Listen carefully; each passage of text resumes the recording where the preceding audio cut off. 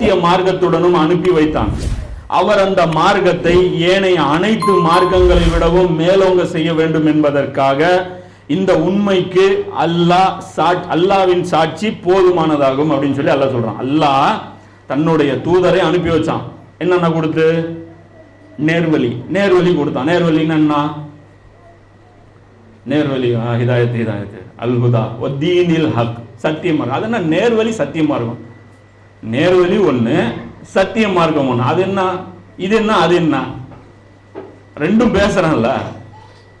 அனுப்பி வைத்தான். அவர் அந்த மார்க்கத்தை, அந்த சத்திய மார்க்கத்தை ஏனைய அனைத்து மார்க்கங்களையும் விட மேலோங்க செய்ய வேண்டும். சொல்ல வேண்டும் அல்ல, செய்ய வேண்டும். சொல்லிட்டு இப்படி எல்லாத்தோட இஸ்லாம் ஒரு இனிய மார்க்கம், மண்ணுக்கேற்ற மார்க்கம் 45 கிளாஸ் தொடர்ச்சியா நடத்திட்டு அப்படி போயிட்டு எல்லா பகுதியும் கவர் அப் பண்ணிட்டு எல்லா மாவட்டத்திலையும் ஒரு பொதுக்கூட்டம் போட்டுட்டு அப்படி போறதில்ல. அந்த தீனை செஞ்சு காட்டணும் அப்படின்னு சொல்லி அல்லாஹ் சொல்றான்.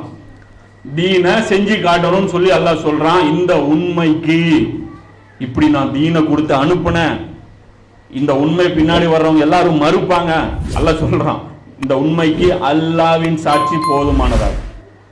ஏன் சாட்சி போதும், நீங்க நழுவுவீங்க, எங்களுக்கு சரியா புரியல, எங்களுக்கு நீங்க தெளிவா சொல்லல, அதென்ன மூடலா பேசுறது, அதென்ன அப்படி சுத்தி வளைச்சு பேசுறது அப்படின்னு சொல்லி நீங்க நழுவுவீங்க. ஆனா உங்களை நான் பிடிப்பேன். அல்லாஹ் சொல்றேன், உங்களை நான் பிடிப்பேன்.